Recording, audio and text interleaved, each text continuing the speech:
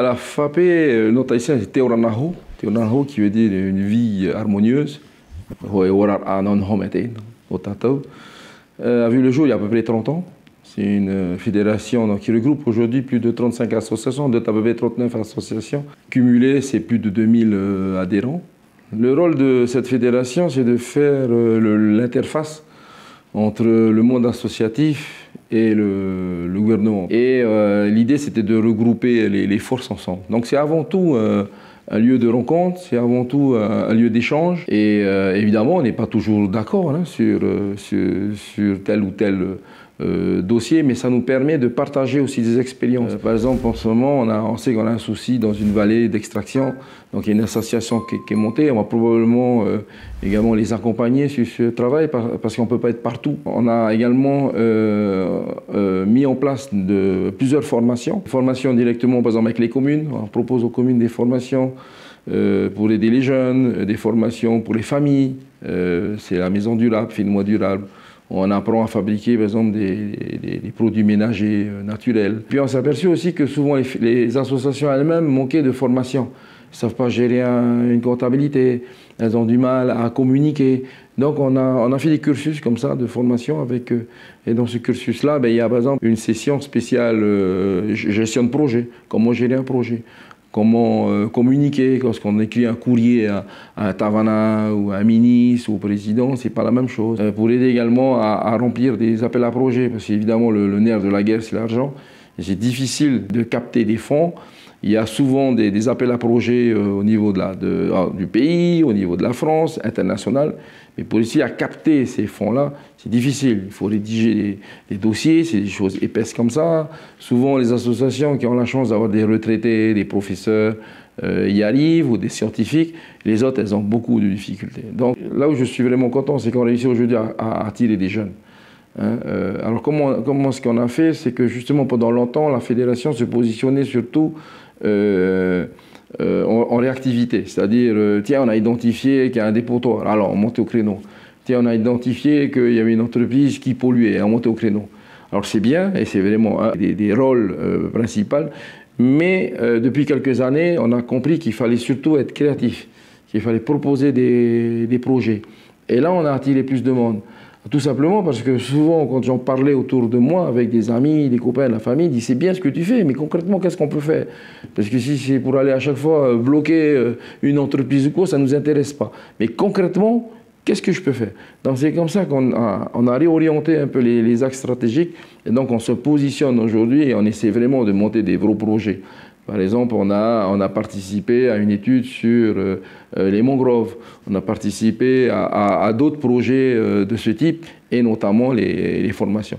Aujourd'hui, la fédération se porte extrêmement bien, grâce à tous ces jeunes qui arrivent, qui nous bouleversent aussi, nous, hein, dans nos habitudes, qui nous bouleversent également dans nos idées, parce qu'on était restés aussi sur des modes de pensée qui ont 20 ans, qui ont 30 ans, et ils arrivent, bon, quelquefois, ils sont un peu révolutionnaires, hein, ils veulent qu'on aille au combat, etc. C'est marrant et c'est bien. Et ça nous permet d'être toujours au top par rapport à ce qui se passe. Ça nous permet de faire une veille un peu technologique. On veut surtout s'impliquer dans un développement durable.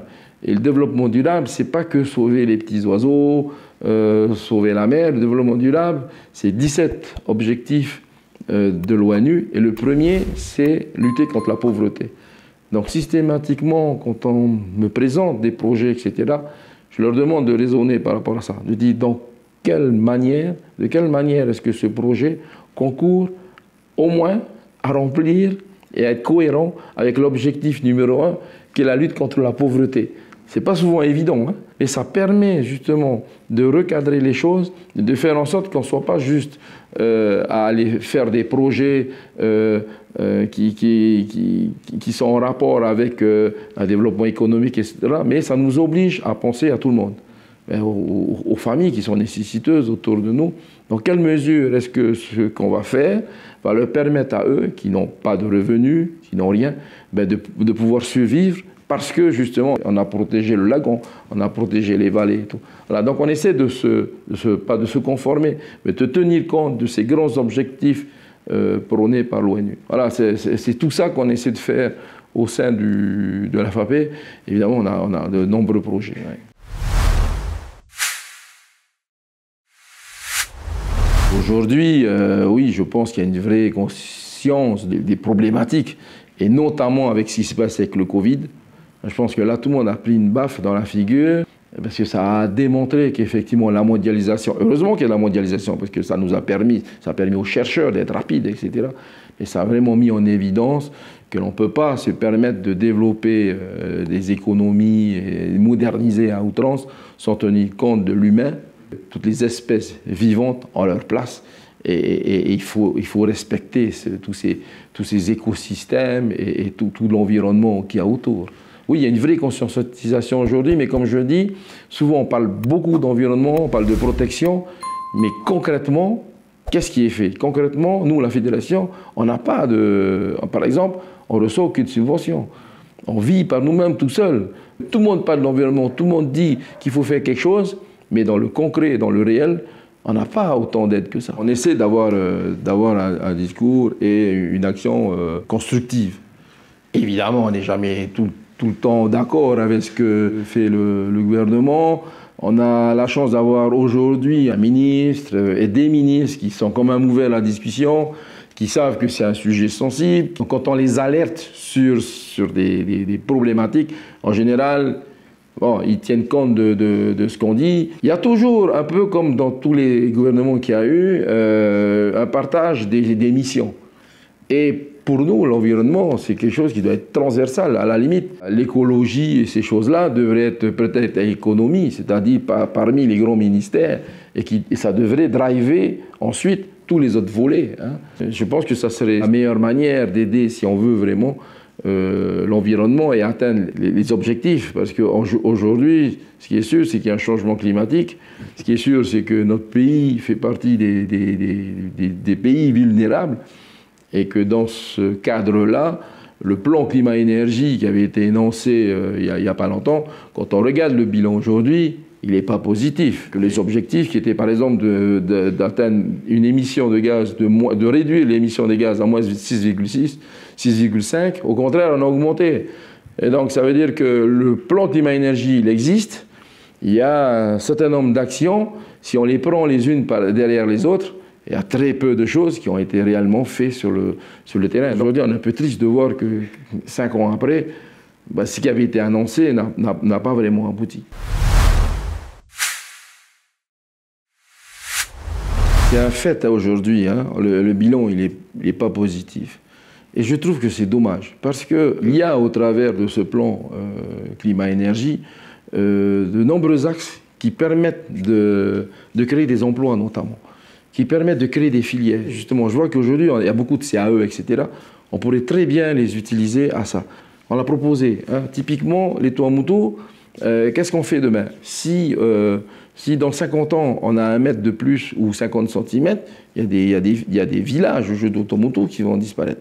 OK, qu'est-ce qu'on fait concrètement là?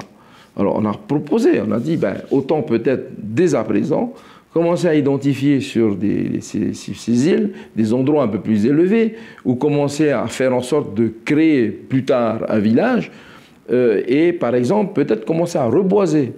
Et on sait aujourd'hui que la meilleure manière de se protéger de la montée des eaux, c'est de ne pas construire des mulets. Au contraire, de remettre la végétation actuelle. Si ça ne monte pas dans 50 ans, c'est pas grave.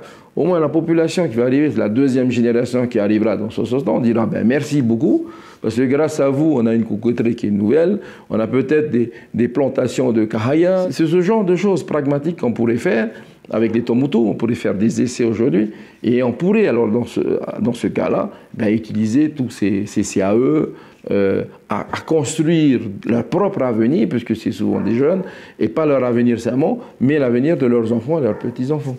Oui, ça manque de pragmatisme et ça manque de projets pratiques. Si demain il y a un tsunami, on sait aujourd'hui qu'au Tuamotu, il y a eu tellement de témoignages où les gens se sont attachés sur des cocotiers. Là, pour moi, c'est le domaine de la sécurité. On se doit de protéger les populations. Et donc, on se doit de leur permettre de survivre si demain... On sait qu'aujourd'hui, le changement climatique a des effets. Un des premiers effets qui est connu aujourd'hui, c'est la montée des eaux. Mais bien avant la montée des eaux, on nous alerte sur le fait que les nappes phréatiques vont peut-être avoir de l'eau salée et que les arbres vont moins pousser. Mais c'est surtout les cyclones. On sait que demain, on le voit aujourd'hui dans le monde, là où il y avait des cyclones qui faisaient 150-200 km/h, on commence à se prendre des vents de 300 km/h. Un vent de 320 km/h sur une île au Tuamotu, il n'y a plus aucune raison qu'il résiste. Évidemment, il faut les protéger. Évidemment, il faut que l'État... Mais il y a peut-être d'autres endroits aussi où il faut le faire. Pour moi, le changement climatique, c'est... Voilà, ok, on fait des abris de survie, c'est très bien. Au contraire, j'en ai visité quelques-uns, ils sont extrêmement bien faits, c'est extrêmement bien pensé. Mais une fois que le cyclone est passé, tout est dévasté, qu'est-ce qu'on fait? Donc il faut peut-être aussi, il n'y aura pas tout le temps des nécessités d'aller dans ces abris cycloniques, mais il y aura probablement des cyclones ou des raz-de-marée qui vont détruire leurs maisons. Il faut peut-être dès à présent inviter et obliger les gens à construire, comme faisaient nos grands-pères, sur des maisons, sur pilotis, à 1 mètre de haut, à 1,50 m. On a aujourd'hui des images de 1940 de ce fameux tsunami, où on voit ici à Tahiti, des gens allaient en pirogue autour des maisons. Mais j'étais bien content que le grand-père avait fabriqué des maisons à 1,50 m. C'est ça qu'il faut faire. Il faut commencer à obliger les personnes à adopter des constructions de ce type-là, chose qu'on ne fait pas du tout aujourd'hui. Nous, on est association avec des gens convaincus, etc. Et on veut essayer de drainer du monde. Mais autour de nous, il y a des entreprises qui se sont déjà impliquées dans cette démarche.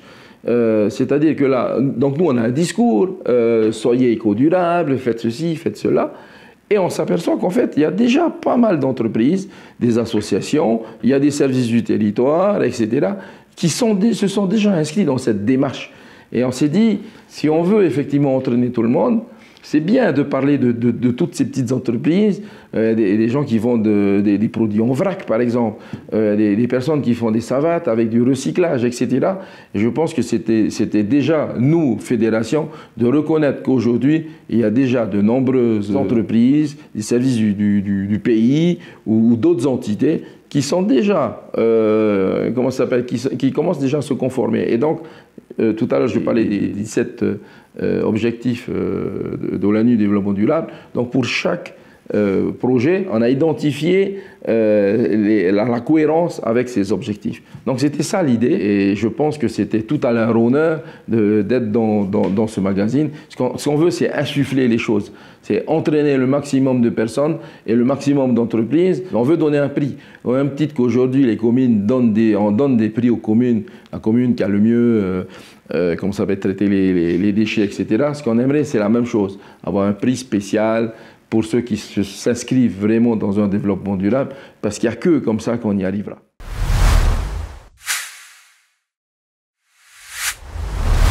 On a tellement vu des gouvernements, des grandes entreprises se focaliser sur je développe un business, je lance des programmes et je ne réfléchis pas à demain.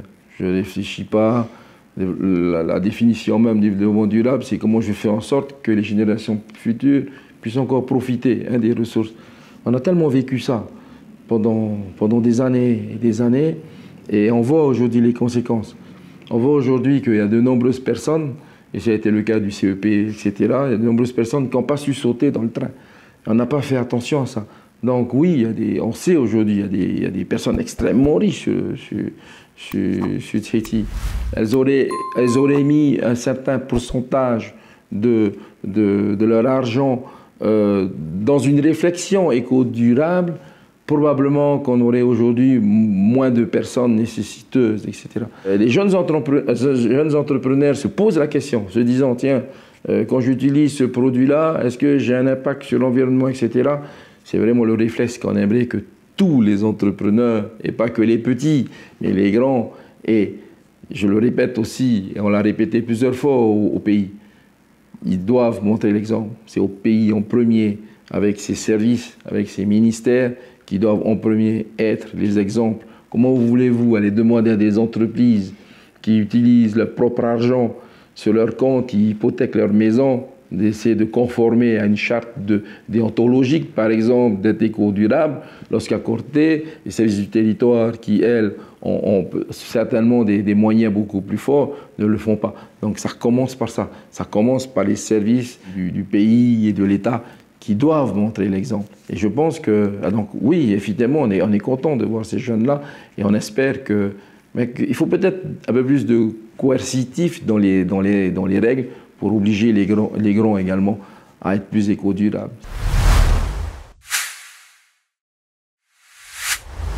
Il faut, par exemple, quand on veut faire des travaux dans une vallée, il faut aujourd'hui respecter les propriétaires, chose qu'on n'a pas fait.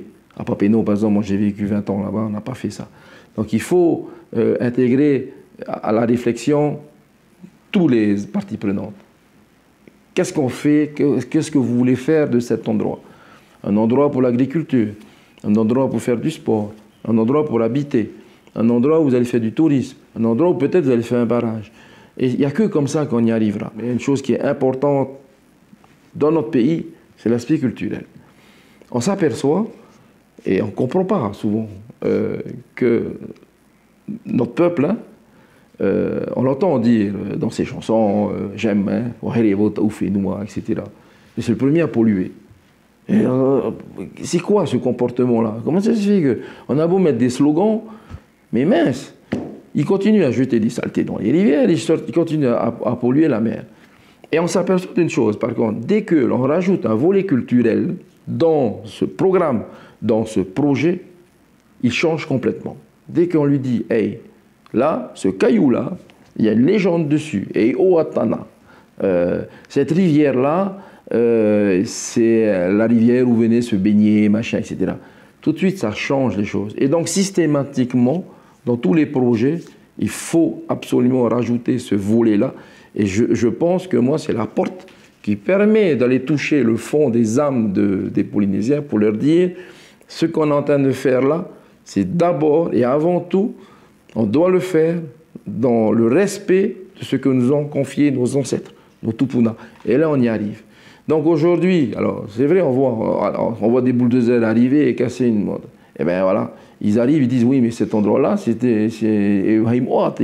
donc les gens, ils ne veulent pas. Ben oui, parce qu'ils disent, mais c'est culturel. Après, hein, il y a une manière d'aborder les choses, mais en tous les cas, le développement du pays aujourd'hui, c'est peut-être lent, mais il faut absolument le faire d'une manière globale avec tout le monde. Hein. Si on ne prend pas le temps de le faire, ben on se trouve avec des oppositions. Après, il faut savoir ce qu'on veut aussi. Hein. Soit on veut des belles routes, soit on veut continuer à rouler sur des trucs avec des nids de poules. Donc il faut aussi être... Il faut aussi être pragmatique, parce que tout le monde râle pour aller. Hein, mais c'est souvent fondé, effectivement, mais il faut qu'il y ait de la cohésion, de la concertation entre tout le monde. Si on n'a pas tenu compte de ces aspects-là, on n'y arrivera pas.